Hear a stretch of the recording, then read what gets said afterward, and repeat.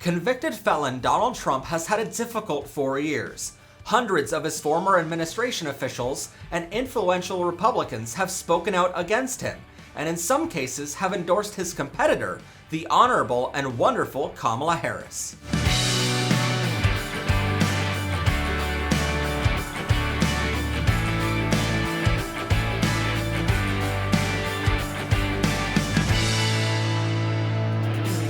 Be sure to check out ProfessorPride.com for hundreds of great deals and ways to show off your pride, like our new Ban Bigots Not Books, and don't worry, I watched a YouTube video once pins, available now at ProfessorPride.com. With the election less than 2 weeks away, polls currently show Vice President Kamala Harris and convicted felon Donald Trump are statistically tied with no clear winner. Somehow, these two are tied.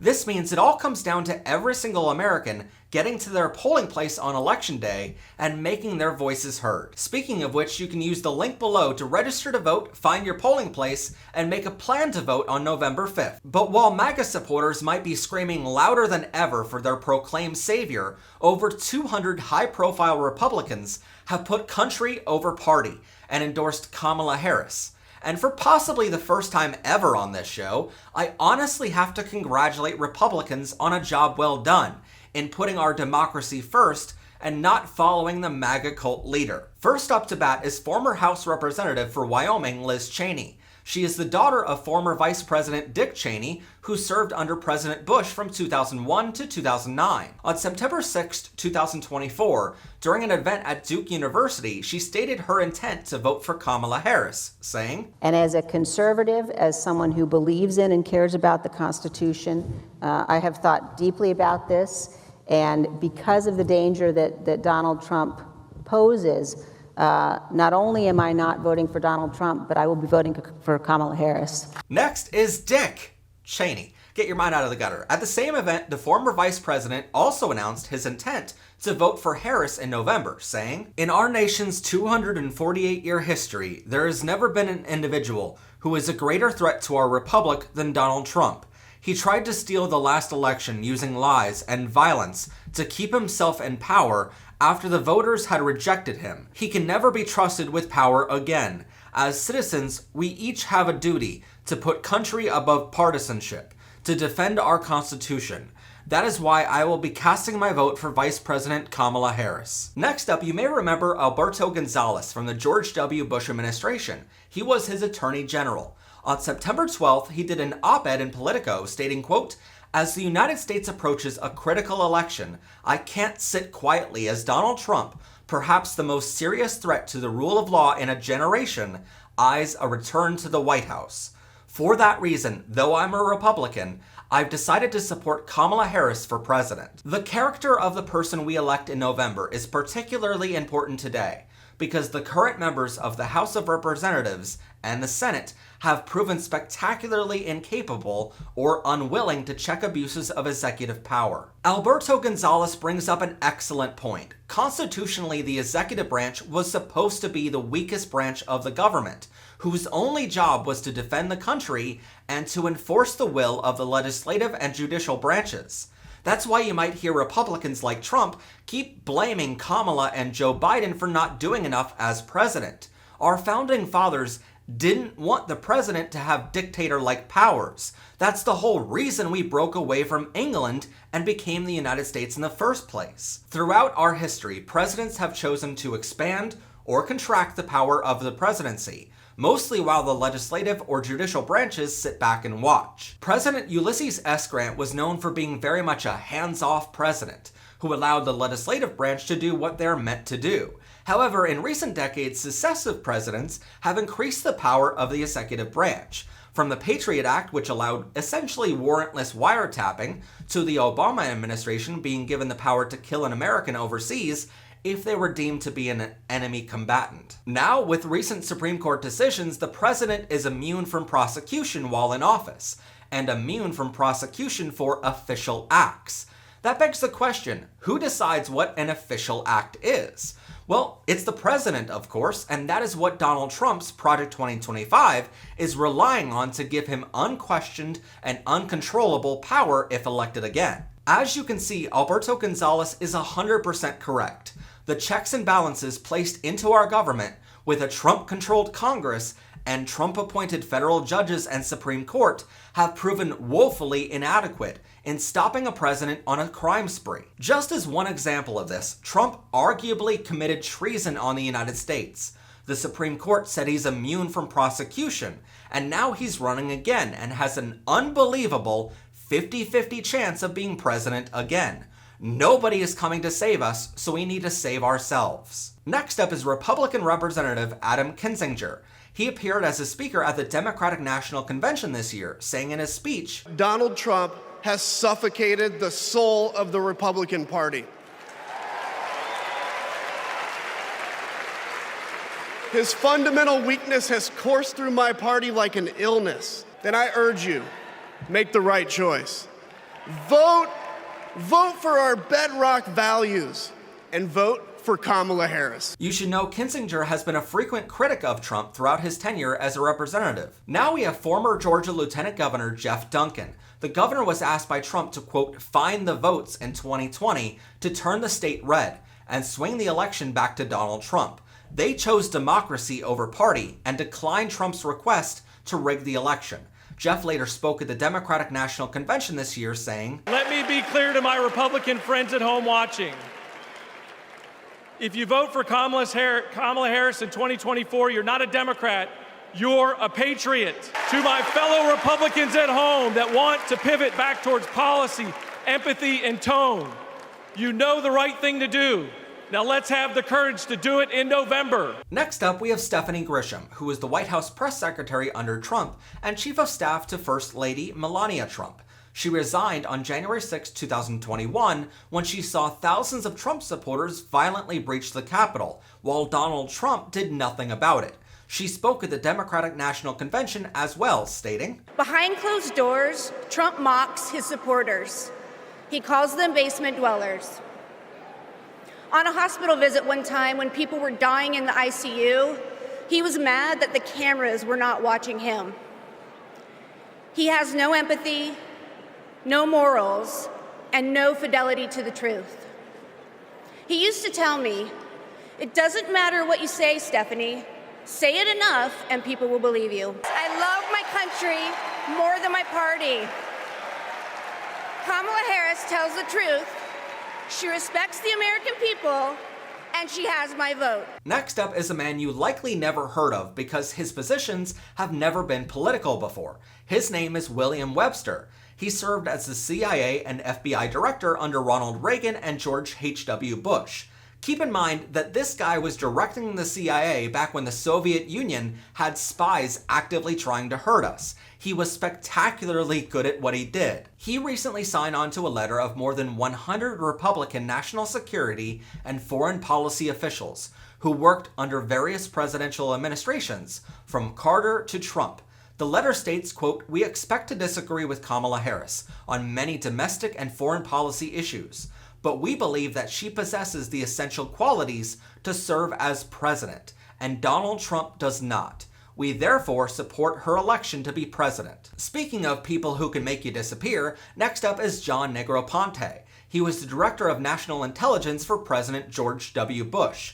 He also signed his name to the same letter as William Webster. That letter continues on, quote, while we respect that many Republicans will back Trump over Harris, our concerns about the vice president pale in comparison to Donald Trump's demonstrated chaotic and unethical behavior and disregard for the Republic's time-tested principles of constitutional governance. His unpredictable nature is not the negotiating virtue he extols.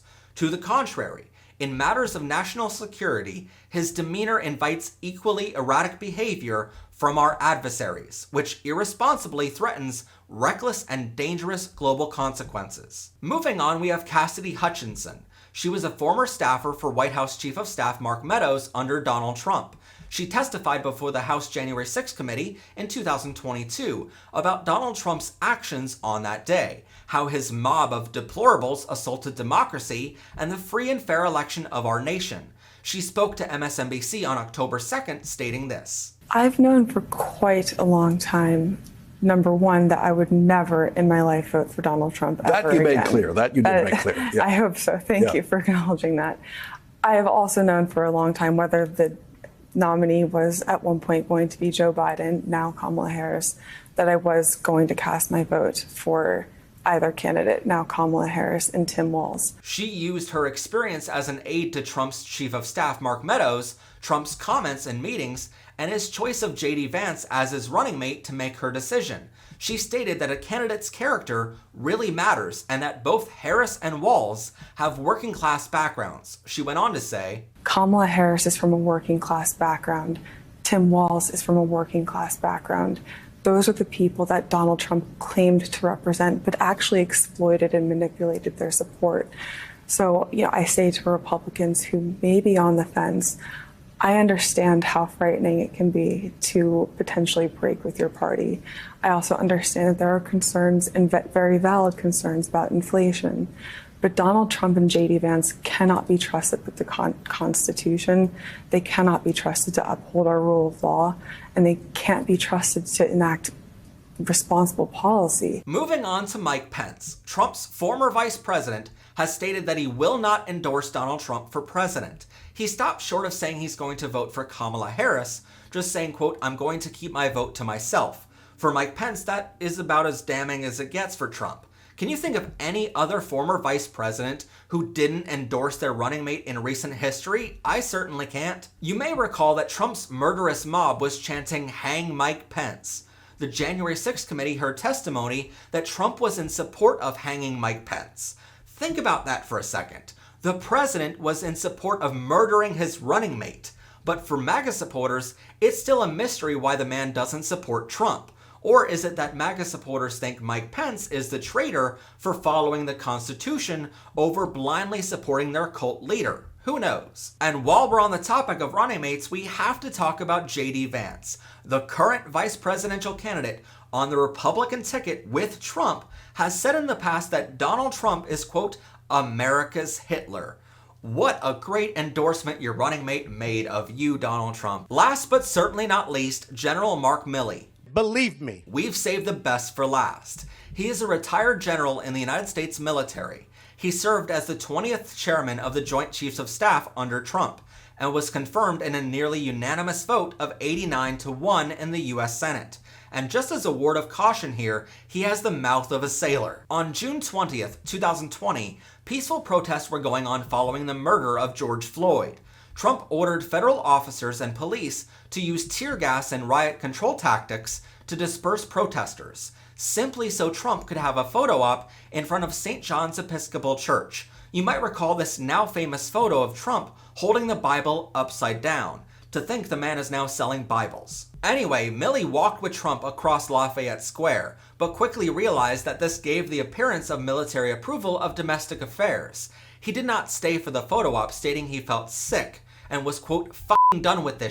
He drafted a highly critical resignation letter that same day, but convinced himself not to send it because then no one would be in the top military position to stop Trump if he did something crazier. He did later release his drafted resignation letter to the public, and it's very damning to Trump if you want to pause the video to read it here. Just as a side note, after this day onward in Trump's administration, Milley actually wore regular clothes to bed every single night just in case Trump did something absolutely crazy in the middle of the night, so that way he would be up and ready to go at any time, which is absolutely insane. After Trump's loss in 2020, although J.D. Vance can't even admit 4 years later that they lost, Milley became increasingly concerned that Trump was going to attempt a coup. He began holding discussions with his deputies about possible ways to thwart it, telling associates, quote, they may try, but they're not going to succeed. You can't do this without the military. You can't do this without the CIA and the FBI. We're the guys with the guns. Think about this for a moment. The chairman of the Joint Chiefs was so concerned about Trump's erratic behavior that he began preparing to stop an attempt to violently overthrow the government. Had Pence gone along with Trump, this could have very easily descended into a violent encounter, all at the behest of Donald Trump. Just for a moment, think about how many MAGA fans are in your friends, family, coworkers, and in your hometown. none of them think that Trump causing a violent civil war is important enough for them to vote against him. But the chairman of the Joint Chiefs had to work with his team to stop the military from being used against American citizens. Just this week, Trump laughed about the idea that if he does not win the 2024 election, he would cause a civil war. And he mentioned many times at his rallies that he would happily turn the military against his political rivals and the enemy within, meaning Democrats or anyone who votes against him this year. Milley was later quoted in Rucker and Lenning's book as saying the storming of the Capitol was a Reichstag moment, referring to the Nazi attempt to cement their power by blaming extremists within their society. The bombing of the German Reichstag is widely considered to be when the Nazis cemented their power within Germany. Milley began referring to Trump's false statements about the election fraud as, quote, the gospel of the Fuhrer. Although it's kind of good to know that he's not the only one that thinks that Trump is America's Hitler. In Woodward and Costa's book called Peril, Milley explained that after the attack on the Capitol, Milley became concerned that Trump may go rogue and ordered his staffers to inform him of any military action ordered by Trump. On January 8, 2021, Milley spoke to House Speaker Nancy Pelosi to assure her that the nuclear triggers were secure and, quote, we're not going to allow any crazy, illegal, immoral, or unethical things to happen. In that same book, Milley said he fears being court-martialed if Trump becomes president again. He called Trump, quote, the most dangerous person ever who is a fascist to his core. There are hundreds more that we can go into, including 17 former Reagan administration officials who signed a joint letter saying that Reagan would recognize Trump for the threat to democracy that he is and would never support him. This should concern any American who wants to continue living in a republic with democratically elected leaders. In closing, I'll leave you with the words of poet Maya Angelou, who says, when somebody shows you who they are, believe them. And even if you're a MAGA supporter watching this, please listen when your cult leader constantly says, believe me. Please use the unbiased link below to register to vote, find your polling place, and make a plan to take all your friends with you to vote on November 5th. And please use our sources link below to find the full transcript of this episode and all of our sources. If you'd like to support our show, check out ProfessorPride.com for hundreds of ways to show off your pride.